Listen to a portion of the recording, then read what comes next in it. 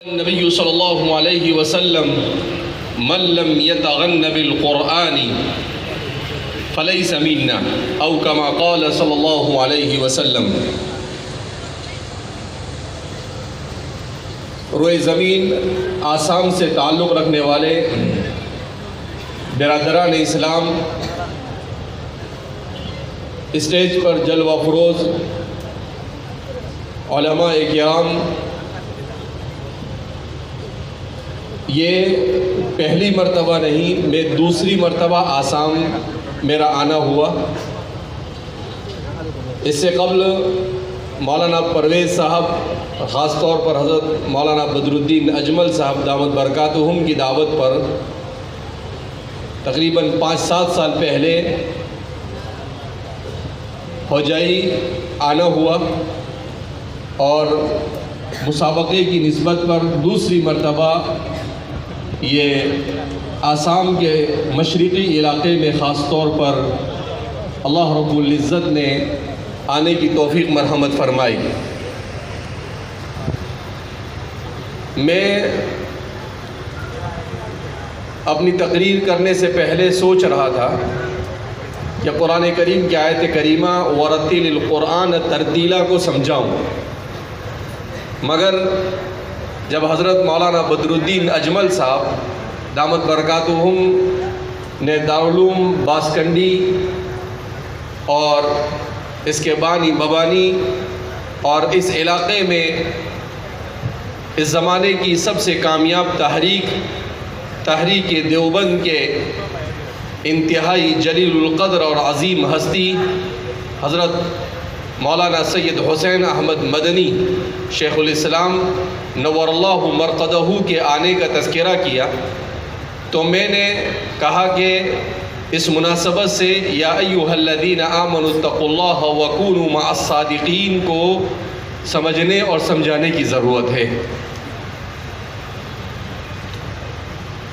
عام طور پر ہم جس دور سے گزر رہے ہیں، اس دور میں لوگ یہ سمجھتے ہیں کہ بزرگوں کے پاس بیٹھنے سے اور بزرگوں کی مجلس میں جانے سے اور بزرگوں کے کسی علاقے میں آنے سے کوئی زیادہ فائدہ نہیں ہوتا۔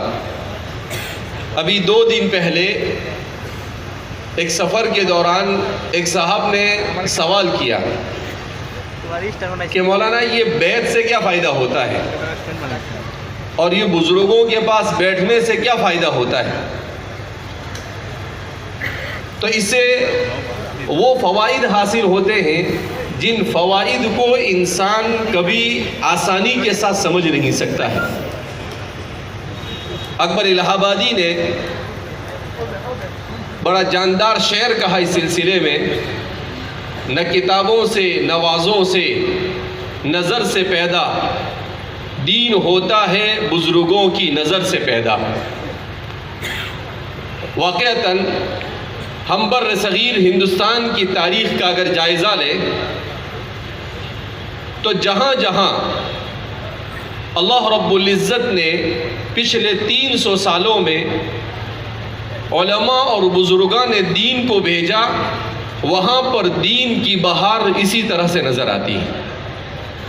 جیسے دارالعلوم دیوبند، اس کے سلسلے میں بیان کیا جاتا ہے کہ وہ جگہ ہے جہاں پر سید احمد شہید رحمۃ اللہ علیہ اور ان کا قافلہ اپنے زمانے میں گزرا اور وہاں پر اس نے قیام کیا، تو ان کے اس قیام کی برکت سے اللہ رب العزت نے دارالعلوم دیوبند کی بنیاد وہاں پر ڈالی۔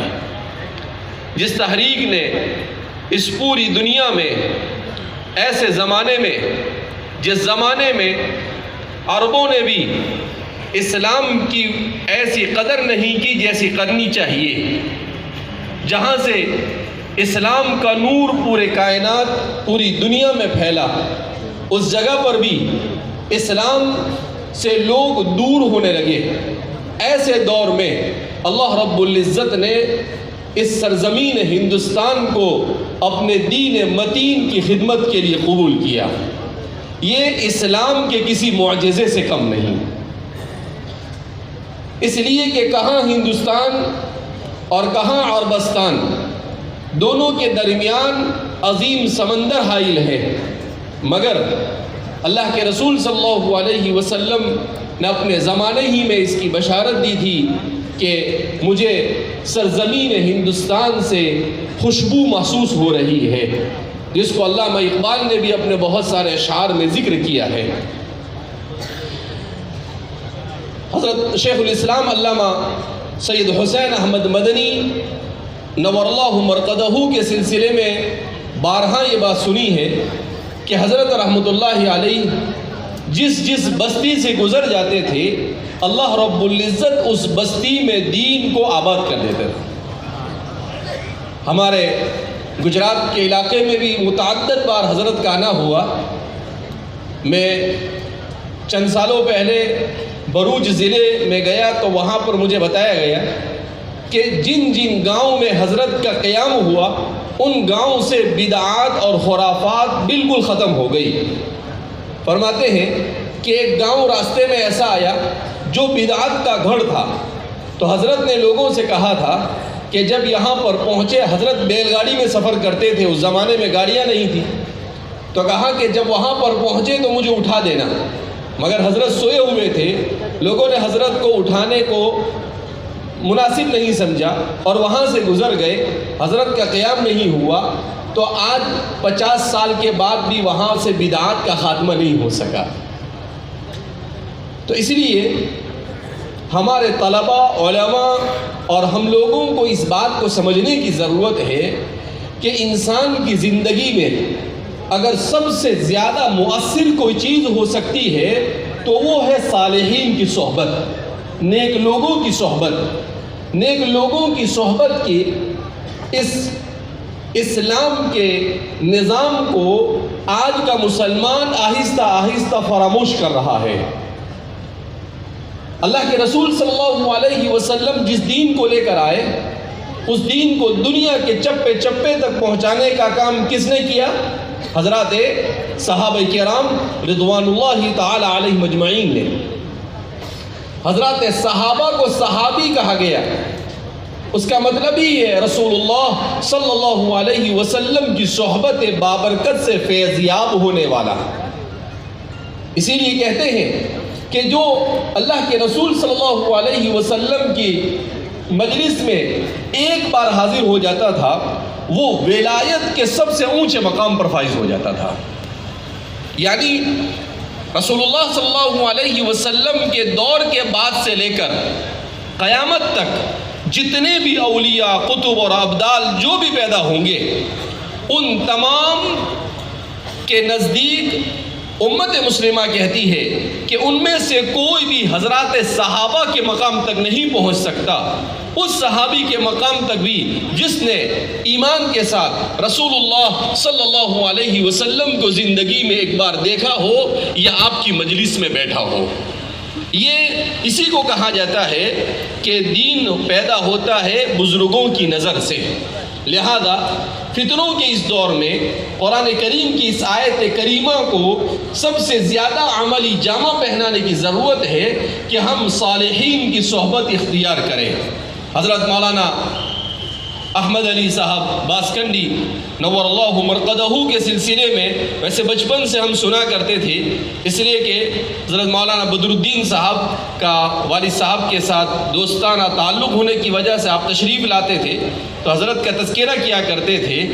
تو لیکن بدقسمتی یہ رہی کہ حضرت کی زندگی میں کبھی ملاقات نہیں ہو سکی۔ البتہ اللہ رب العزت نے اس جگہ تک پہنچا دیا جہاں پر آپ نے اس بہترین گلشن کو آباد کیا۔ آج دنیا میں کون سوچ سکتا ہے، یہاں پر آنے کے بعد یہ محسوس ہوتا ہے کہ اسلام اتنا بڑا معجزہ ہے کہ انسانی تاریخ میں قرآن اور اسلام سے بڑا معجزہ کوئی رونما نہیں ہوا۔ کہاں پر ہندوستان اور ہندوستان کے بالکل ایسے کنارے پر آسام واقع ہیں اور وہاں پر بھی دین کی ایسی بہار، یہ صرف اور صرف اسلام کی برکت ہے۔ اسی لیے عرب کے ایک مورخ نے ابھی کچھ سالوں پہلے کتاب لکھی انہا النبوہ، تو مجھے تعجب ہوا کہ کہ یہ کیا کتاب ہے. میں نے اس کتاب کو خریدا، تقریباً 900 سے زیادہ صفحات پر مشتمل کتاب تھی. اس کتاب میں انہوں نے اس کا جو نام رکھا اس کی وجہ تسمیہ بیان کی کہ اس کتاب کا نام انہا النبوہ کیوں رکھا.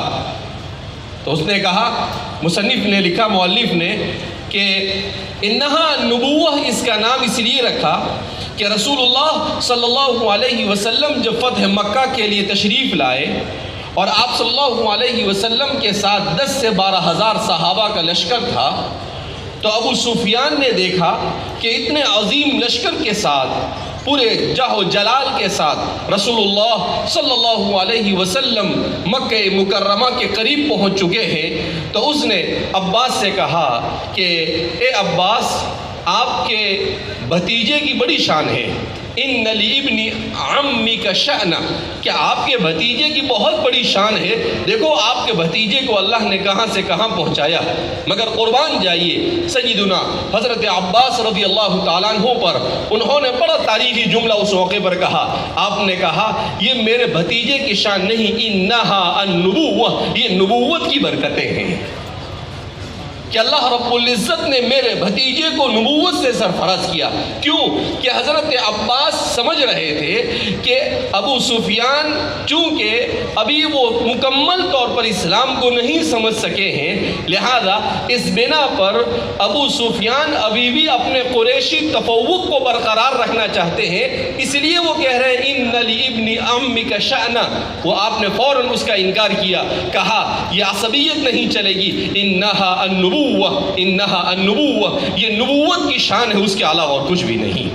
رسول اللہ صلی اللہ علیہ وسلم کی اسی نبوت کی ہم جلوہ اور اسی نبوت کی برکتوں کو آج 1500 سال کے بعد روئے زمین آسام پر بھی محسوس کر رہے ہیں، اور قیامت تک کی برکتیں جاری و ساری رہے گی انشاءاللہ. یہ میرے اور آپ کے لیے سعادت کی بات ہے کہ اللہ رب العزت نے مجھے اور آپ کو ایسے نبی کے ساتھ منسلک کیا کہ اس سے افضل روئے زمین پر اللہ کی مخلوق میں کوئی پیدا نہیں ہوا. ہمارے علماء دیوبند کی شان ہی یہ تھی کہ وہ قرآن سے عشق کرنے والے. ہمارے علماء دیوبند کی شان یہ تھی کہ وہ رسول اللہ صلی اللہ علیہ وسلم سے عشق کرنے والے. حضرت شیخ الہند رحمۃ اللہ علیہ پر آپ صلی اللہ علیہ وسلم کی محبت کا ایسا سوار تھی، حضور کا عشق اور محبت ایسے سوار تھی کہ آپ نے جو شعر کہا رسول اللہ صلی اللہ علیہ وسلم کی محبت میں، اردو میں کوئی شاعر آج تک ایسا شعر نہیں کہہ سکا. آپ نے کیا کہا؟ جنت کو مخاطب کرتے ہو، اے جنت میں نے مانا کہ تجھ میں حور و قصور رہتے ہیں، اے جنت میں نے مانا کہ تجھ میں سب کچھ رہتے ہیں، اے جنت میرے دل کا طواف کر، میرے دل میں حضور رہتے ہیں. قربان جائیے کیسی محبت. جنت کو مخاطب کرتے ہوئے کہتے ہیں کہ جنت میرے دل کا طواف کر، اس لیے کہ میرے دل میں رسول اللہ صلی اللہ علیہ وسلم کو جگہ دی گئی ہے. حضرت شیخ الاسلام علامہ سید حسین احمد مدنی نور اللہ مرقدہ کے بارے میں بھی آتا ہے کہ آپ رسول اللہ صلی اللہ علیہ وسلم کے روض اطہر کے سامنے بیٹھ کر آپ نے 17 سال تک حدیث پاک کا درس دیا. تو آپ کہتے تھے چمکتا رہے تیرے روزے کا منظر، دمکتی رہے تیرے روزے کی جالی، ہمیں بھی عطا ہو وہ شوق ابو ذر، ہمیں بھی عطا ہو وہ جذبہ بلالی. تو اللہ کے رسول صلی اللہ علیہ وسلم کی محبت اگر 1300-1400 سال کے بعد امت کے اندر میں اس طرح سے پائی جاتی ہے تو ان صحابہ کے دلوں میں کیسی ہوگی جن صحابہ نے حضور کی رفاقت حاصل کی. اسی لیے وہ کہا کرتے تھے فدا کا ابی و امی یا رسول اللہ، آپ پر ہمارے ماں باپ قربان ہوئے اللہ کے رسول صلی اللہ علیہ وسلم. تو اس لیے ہمیں بھی ہمارے انہی بزرگوں کے نقش قدم پر چلنے کی ضرورت ہے. قرآن کریم کی نسبت پر ہم یہاں پر جمع ہوئے ہیں. قرآن کریم یہ اللہ کی وہ مقدس کتاب ہے جس کو کہا جاتا ہے المعجزۃ الخالدہ، ایسا معجزہ جو قیامت تک باقی رہے گا.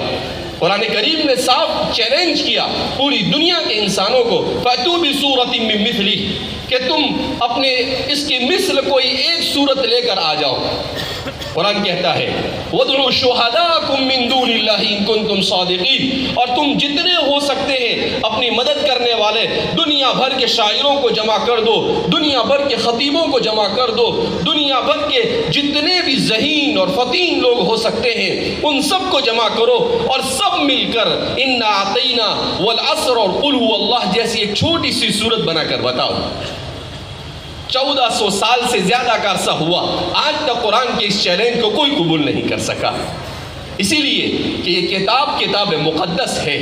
اس کتاب کو اللہ رب العزت نے الفاظ، معانی اور ہر اعتبار سے ایسا نازل کیا، ایسی بابرکت کتاب کہ اس کا پڑھنا، اس کا سمجھنا، اس پر عمل کرنا اور اس کے پیغام کو انسانیت تک پہنچانا، یہ انسان کے لیے دنیا اور آخرت میں کامیابی کا اہم ترین راستہ ہے۔